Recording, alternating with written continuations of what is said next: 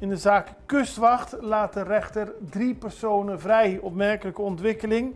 Gisteren mochten de verdachte Charlton K., die eerder tot 7 jaar gevangenisstraf, tegen wie 7 jaar gevangenisstraf is geëist, Shahir L., tegen wie 34 maanden is geëist, en Celaino P., waartegen 20 maanden zijn geëist, naar huis in afwachting voor de definitieve uitspraak.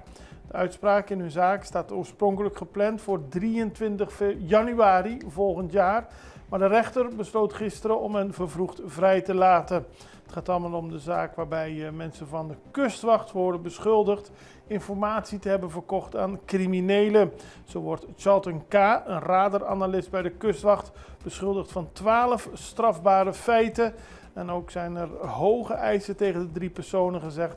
Maar volgens de advocaten is dit daadwerkelijk een gevolg van het feit dat er nu eenmaal weinig harde bewijzen zijn. Volgens meester Silveran bevestigt het OM wat zij van het begin al had gezegd, dat de zaak is gebaseerd op speculatie en niet op harde bewijzen. Dat de 3 vervroegd naar huis mogen, betekent niet automatisch dat ze niet veroordeeld zullen worden. Maar het geeft wel aan in welke kant de zaak op kan gaan.